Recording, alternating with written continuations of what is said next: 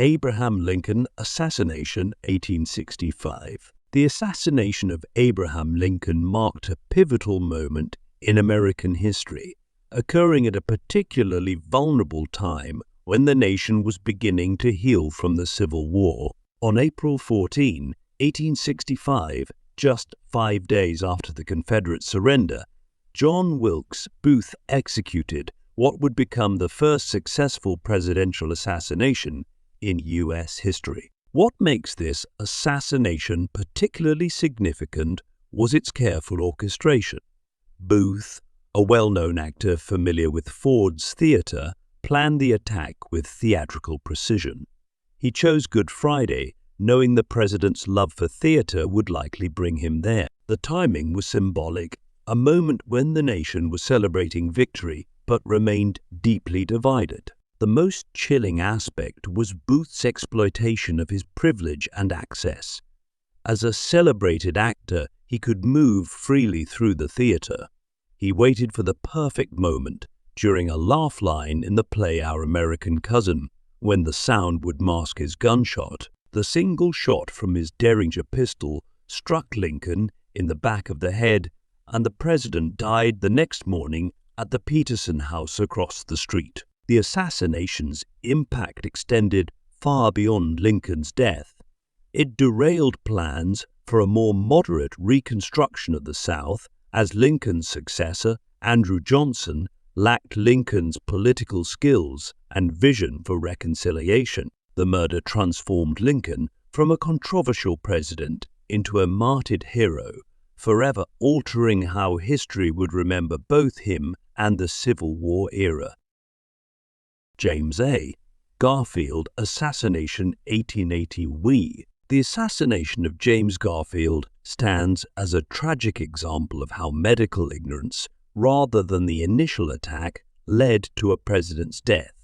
On July 2, 1881, Charles Guiteau, a delusional office seeker, shot President Garfield at the Baltimore and Potomac Railroad Station in Washington, D.C. What makes this assassination particularly poignant was that Garfield likely would have survived with modern medical care. The bullets themselves didn't strike any vital organs, but the primitive medical practices of the time proved fatal. Doctors repeatedly probed the wound with unsterilized fingers and instruments, introducing infections that would ultimately kill him 79 days later. The most striking aspect of this assassination was Guiteau's motivation. Unlike politically motivated assassins, Guiteau was a mentally unstable man who had convinced himself that killing Garfield was God's will. He believed he deserved a diplomatic position in return for a speech he claimed helped Garfield win the presidency. When denied, his delusions led him to violence. The extended period between the shooting and Garfield's death transformed American medicine. The public's attention to Garfield's suffering led to increased acceptance of antiseptic medical practices, which were already being adopted in Europe. Additionally, the assassination spurred civil service reform, as Guiteau's actions highlighted the problems with the patronage system. Click subscribe to this channel to get more topics you love. William McKinley Assassination 1800. The assassination of William McKinley marked the emergence of anarchist violence in America and led to significant changes in presidential security. On September 6, 1901, Leon Czolgosz, a self-proclaimed anarchist, shot McKinley during a public reception at the Pan American Exposition in Buffalo, New York. What makes this assassination particularly significant was its reflection of the growing social tensions of the industrial age. Czolgosz, influenced by anarchist ideology, saw McKinley as a symbol of industrial capitalism and inequality. The attack occurred during the height of the Gilded Age, when the gap between rich and poor was stark and social unrest was widespread. Most notably, This assassination changed how Americans viewed presidential security. McKinley, like his predecessors, believed in being accessible to the public and often held open reception lines. The ease with which Georgos approached him, hiding a gun under a handkerchief while waiting in a reception line, demonstrated the vulnerability of this practice. This led to the creation of the Secret Service's Presidential Protection Role. The aftermath of McKinley's death had far-reaching consequences. His successor, Theodore Roosevelt, implemented many progressive reforms that McKinley had resisted. The assassination also led to increased restrictions on anarchists and other political radicals, marking an early example of how security concerns could influence civil liberties. John F. Kennedy assassination, 1963. The assassination of John F. Kennedy stands as perhaps the most transformative moment in modern American history. On November 22, 1963, as Kennedy's motorcade moved through Dealey Plaza in Dallas, shots rang out that would forever change the nation's trajectory and psyche. What makes this assassination uniquely significant is its profound impact on American consciousness.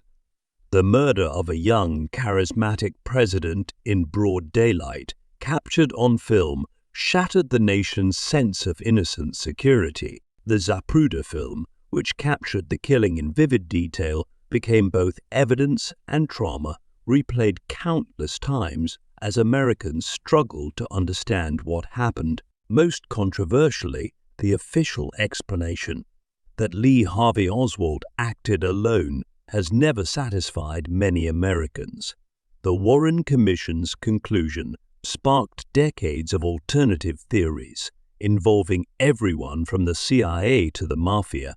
These theories reflect deeper anxieties about power, transparency, and democracy in modern America. The assassination's timing, during the height of the Cold War and amid civil rights tensions, led to seismic shifts in American society. It marked the end of what many saw as a more optimistic era and ushered in a period of cynicism and distrust in government institutions.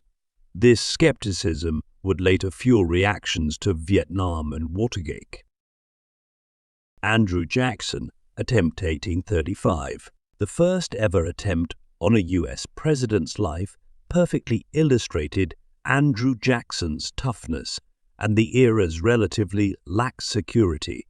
On January 30, 1835, Richard Lawrence, a house painter, attempted to shoot Jackson outside the Capitol building. What makes this attempt particularly remarkable was its almost comical failure. Lawrence approached Jackson with 2 pistols, but in an extraordinary stroke of luck or divine intervention, as some claimed, both weapons misfired, a statistical improbability given the humid conditions. Most incredibly, the 67-year-old Jackson, rather than seeking cover, attacked his would-be assassin with his cane. The most fascinating aspect was Lawrence's delusional motivation. He believed he was King Richard Issy of England and that Jackson was preventing him from claiming his throne.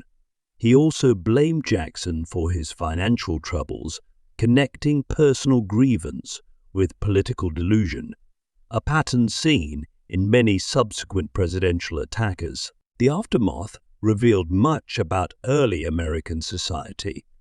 Lawrence was found not guilty by reason of insanity, one of the first successful uses of this defense in American history. The incident also highlighted the informal nature of presidential security in the early republic, where leaders remained remarkably accessible to the public. Theodore Roosevelt attempt 1912. The attempted assassination of Theodore Roosevelt stands as one of the most dramatic displays of presidential toughness in American history. On October 14, 1912, while campaigning for a third term as a Progressive Party candidate, Roosevelt was shot by John Flaming Shrunk in Milwaukee, Wisconsin. What makes this attempt extraordinary was Roosevelt's reaction. The bullet, slowed by his steel eyeglass case and thick speech manuscript in his breast pocket, lodged in his chest. Instead of seeking immediate medical attention, Roosevelt insisted on delivering his scheduled 90-minute speech. "It takes more than that to kill a bull moose," he declared, referring to his Progressive Party's nickname. Most remarkably, Roosevelt used the attempt as a political metaphor. Showing his bloody shirt to the crowd, he connected his personal struggle with a larger political fight, saying, "I have a message to deliver, and will deliver it as long as there is life in my body." This moment encapsulated Roosevelt's larger-than-life persona and his message of strength and determination. The assassination attempt revealed much about both Roosevelt's character and the political climate of the time. Schronk, the would-be assassin, opposed Roosevelt's bid for a third term, believing it violated an unwritten two-term tradition. This highlighted the intense political divisions of the Progressive era, as well as concerns about presidential power that remain relevant today. Franklin D. Roosevelt attempt 1933. The attempted assassination of Franklin D. Roosevelt, occurring just weeks before his first inauguration, highlighted the volatile political atmosphere of the Great Depression era. On February 15, 1933, Giuseppe Zangara, an Italian immigrant bricklayer, opened fire at Roosevelt in Miami's Bayfront part. What makes this attempt particularly significant was its timing and unintended consequences. Although Zangara missed Roosevelt, he fatally wounded Chicago Mayor Anton Cermak, who died 19 days later. The tragedy occurred during a period of an intense economic crisis and social upheaval, when many feared that American democracy itself might not survive. Most intriguingly, Zangara's motivation reflected the era's social tensions. He claimed to hate all rulers and authority figures, blaming them for his chronic stomach pain and poverty. His actions embodied the desperation and anger of many during the Depression. Though his method of expressing it was extreme and tragic, the incident's aftermath had lasting implications for presidential security. It demonstrated the vulnerability of presidents-elect during the transition period and led to increased protection measures. The event also helped shape DR's public image as someone who remained calm in crisis. He had insisted on tending to Mayor Cermak before seeking safety for himself. Harry S. Truman attempt in 1850. The attempted assassination of Harry Truman stands out as one of the most dramatic and politically motivated attacks on a U.S. president. On November 1, 1950, two Puerto Rican pro-independence activists, Oscar Collazo and Griselio Torreselay, attempted to storm Blair House, where Truman was staying during White House renovations. What makes this attempt particularly remarkable was its connection to larger political struggles.